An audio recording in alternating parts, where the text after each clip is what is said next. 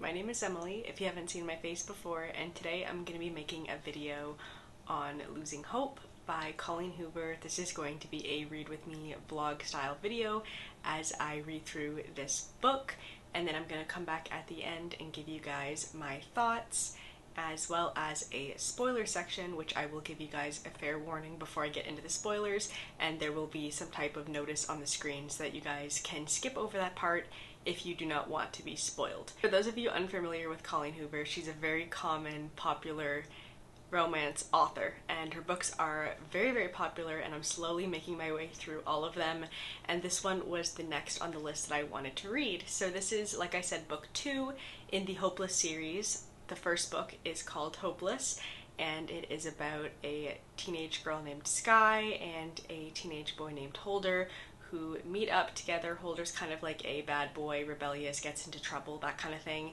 And Sky is very sheltered. She was homeschooled until recently. She doesn't have really access to iPhones and that kind of stuff. And when she meets Holder, there's a bunch of secrets about her life that start kind of coming to the surface. And that's all I'm going to say about this book series before I get into the second book. This book, Losing Hope, is actually a retelling of the first book, but it's through the perspective of Holder. So the first book was Sky's perspective, and the second book is Holder's perspective. That's pretty much the only thing I knew about this book going in, that it was going to be told from Holder's perspective. So without further ado, let's just jump right on in to the reading vlog, and I will see you guys back at the end. Alright guys, I'm just about to start Losing Hope. I'm really hoping I'm gonna like this just as much, or almost as much, as I liked Hopeless, because I really enjoyed that book. I'm hoping this one is going to be on the same level. I do already know that this is going to be Holder's perspective, so I'm not expecting it to be brand new content. I'm already expecting it to just be kind of some similar stuff that happened in the first book, just kind of from Holder's perspective. So I'm hoping I like his viewpoint and that I am a fan of it, because that's this whole book. So we're gonna give it a go. I don't know how much I'm going to read tonight. I'm probably gonna try to get about halfway, so we will see. I think this book has about 300 and something pages. Let me just double check. 321 pages. So I might get to page 150. That might be a push. It'll depend how into this book I am. I don't really have anything else to do tonight, so we're gonna start this one and hope for the best. All right guys, I am on page 41, which is finishing up chapter 4 of Losing Hope. So I'm kind of getting back into the vibe of this universe and the characters and all that kind of stuff. I was a little bit worried that it would be hard for me to get into this book because it's almost like a retelling of the first one, but so far we are seeing some things that were definitely unknown in the first book. The character named Amy is someone that I think was mentioned in the first book, and I'm kind of shook if this is the person that I'm thinking about from the first book, or if this is someone else. I might be confused, but if this is the same person, I'm kind of like surprised and unexpected that this kind of thing happened with Amy, but I'll talk about that in the spoiler section, I guess. But we are getting to know Holder's perspective before what happened with Sky, before they met up, I guess you could say. So it's not just picking up right at the start of Sky's perspective and kind of showing the flip side of it. It's actually giving us context to what happened before Holder met Sky, so that's kind of fun. So the way that this book is formatted is we get a normal chapter, and then we get these little journal entries that are from Holder writing down letters, basically, I guess you could say, to his sister. And I'm not really going to get into any details, of course, because that would be getting into spoiler detail territory. It kind of gives us a side of Holder that we don't really see. So I'm really looking forward to continuing and ready for this to make me cry, because I have a feeling it's going to. And I don't know how much I'm going to read tonight. I might not read to page 150 because I'm already pretty tired, but I'm definitely going to read some more, and I will definitely give you guys another update tonight before I put the book down for the night. Okay, I'm now just finishing chapter 6, so I'm on page 58, and I think I'm about to get to the part where Holder and Sky meet for the first time, because there's talk about the grocery store. So I'm looking forward to seeing this moment from Holder's perspective. I am actually really enjoying this so far. I'm really a big fan of Holder's perspective. I think the person I thought was Amy was actually McKenna, so I think I got those two confused. So the person I thought was Amy wasn't Amy, and we're all good. I was just a little bit confused, but that's all good. I'm hoping that it isn't too repetitive with their interactions and it's not basically just reading the same conversations over and over again, but we will see. I'm gonna read a little bit more tonight and we'll see how far I get. I am now on page 98. I just finished chapter 9 and I realized the person I thought was Amy, that I then thought was McKenna, I think, is now actually Shanna or something like that. So I was double confused. That probably makes no sense to you guys. Unless you've read the book, then you'll know exactly what I'm talking about. But I'm actually very much enjoying this. I feel like the interactions with Holder and Skye are going a lot more fast-paced than they were with Skye's perspective, because we were getting the information for the first time, whereas now the interactions are a lot shorter, so it's not like you're having to read through the whole scene every single time with all of the details again, because that would be pretty boring. But I'm really enjoying it so far. I like the way that it's written. Also, something I wanted to mention is the guy on the cover of this book looks nothing like Holder looked like in my head, which is kind of odd. I'm assuming this has to be him, but I don't know, he just really didn't look like that in my head. Like, this looks like a 25-year-old man, not an 18-year-old boy. So I don't know about that, but I'm gonna read a little bit more tonight and we will see. I might not get to page 150, but I might, depending on how things are going. But I'm pretty much sucked into this, just like I was with Hopeless, and I'm really looking forward to see what this is going to bring to the table compared to the first book. It's a little bit later, actually almost a lot of it later. I just finished chapter 15 and I'm on page 168. So I read quite a bit. I actually read past page 150, so I'm stopping here for tonight. It's really late and I need to go to bed, so I'm gonna go ahead and put the book down for today. I'm more than halfway through, I think, so I should be able to finish the book tomorrow. I just learned why Holder goes by Holder instead of Dean, which is something that I was really curious about, and I wasn't really sure if it was addressed in the first book, and I felt like it wasn't, so I'm really glad that there was a story behind it, and I felt really bad. It didn't make me cry or anything, but like, I felt it. I'm actually really liking the way that this book is, although there are some conversations that are pretty much like exactly the same as the first book. You are getting Holder's side, so it's not like you're rereading the same book twice, if that makes sense. There are obviously some things that are similar and the scenes are the same, but I feel like the way that they're written is just very interesting still, and I'm still really enjoying the book. So I'm looking forward to finishing this one tomorrow, and I'm hoping that it has a solid ending as well, just like the first book. Hey guys, it is the next morning and I started my day by picking up Losing Hope again. I just got to page 194, which was finishing up chapter 28, and I love how some parts of the book are summarized so that we don't have to read a whole scene again, which is really nice. That way we don't really get bored while we're reading. I'm really liking this book. I'm hoping the ending is going to give me a little bit extra and something that isn't really just what we read in the first book. I'm hoping to get some more info that we didn't already know. I don't really know if that's going to happen for sure, but I'm hoping that that's what this is leading to. While I do like the way this book is going so far, I don't just want to read the same exact ending again. So I'm hoping we're going to get something else out of it. I'm definitely going to finish this book today. I'm definitely more than halfway. So let's just get right back into it. Alright guys, so I am now on page 227. I just finished chapter 34, so I have a little bit less than 100 pages left. I feel like this is definitely a different kind of read with me because there's not really new stuff happening per se for me to comment on, like if there's plot twists or things that I didn't really expect happening, because this literally is a book that I've already read just from a different perspective. There are some new kind of pieces of information on Holder's perspective, but it's not like there's new plot or anything like that, so there's nothing that's like super unexpected as of right now, but there is something that I'm looking forward to. We did just get told that there was a letter written by someone that I'm not gonna spoil who that is, but I'm actually really looking forward to reading that letter and finding out what was said in that letter. So I'm looking forward to that. Holder doesn't want to read it, but I think he's going to, and I think we're gonna see what it says. So I'm really looking forward to that, and I'm hoping that we still are going to be ending on a high note. Alright guys, I am almost done. I'm on page 289, and I just finished chapter 43. And so far, we just kind of went over the most dramatic scenes of Hopeless from Holder's perspective.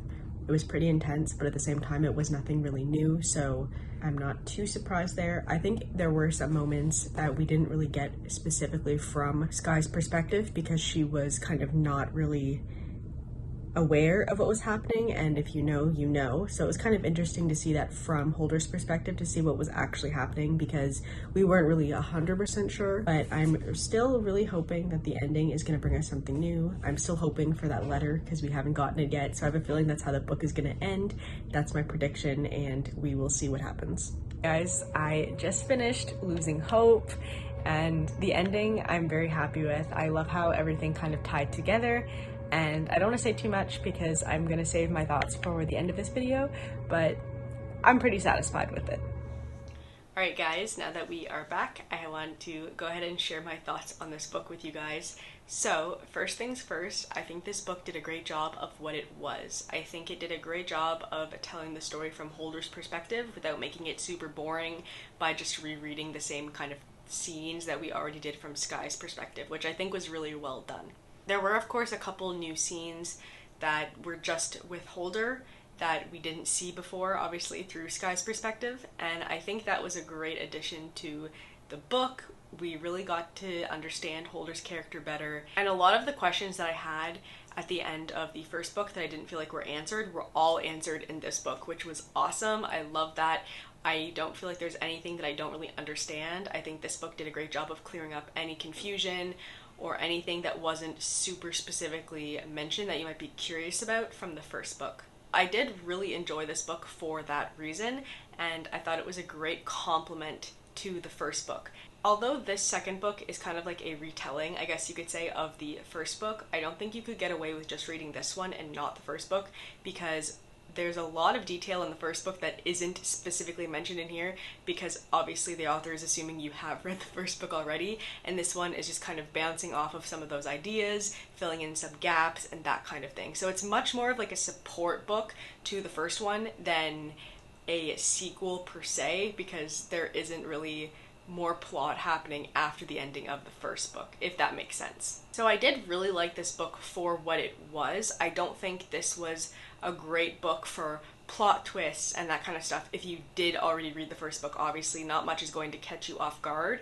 I do think there were some nice little tidbits of information that were given to us that weren't mentioned in the first book that I actually thought were great additions to the story, and I really enjoyed reading about them. So while I did enjoy the book for what it was, in terms of just reading this as a regular book, I would have to rate it a little bit lower because I didn't get that initial enjoyment that I would have gotten from the shock values of all the reveals in this book, because I already knew them from the first book. So I think this book is great for what it was, as I've said a few times now, but ultimately I'm going to give this a 3.5 out of 5 stars because I loved it for that reason, which might seem a little bit low considering how much I talked about enjoying it, but at the same time, this didn't have any shock value for me. There wasn't a bunch of adrenaline like there was in the first book, obviously, because I already knew what was going to happen.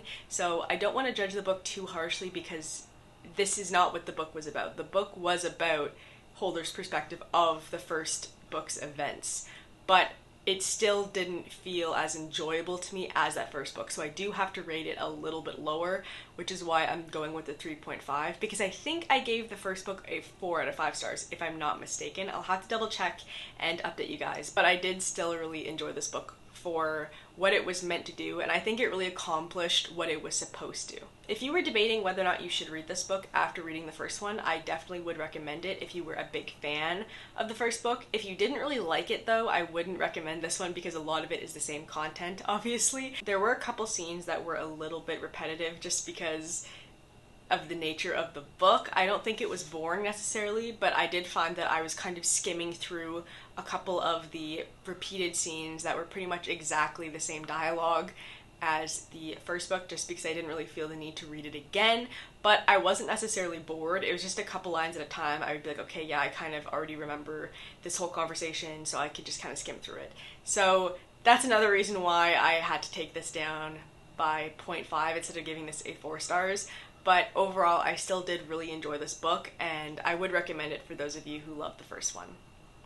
So now that we've talked about my general opinion of the book, I am going to get into spoiler territory. So if you have not read this book, I am giving you a warning now to go ahead and click off this video. Also, if you haven't read the first book, I would recommend clicking off the video now, because I am going to be talking about some plot points that were obviously revealed in the first book, as well as this one. So if that's you guys, I just want to say thank you so much for watching, and I'll see you next time. But now let's jump into our spoilers. The first thing I want to get out of the way is my confusion with Abby / McKenna / Shayna. I think her Shayla or something like that. I don't remember what her name is, but my confusion came from whenever Abby was hooking up with Holder at the beginning of the book, which wasn't unexpected. I didn't really think he was that type of person to do that kind of thing, but apparently he is. That's something new that I learned about the character.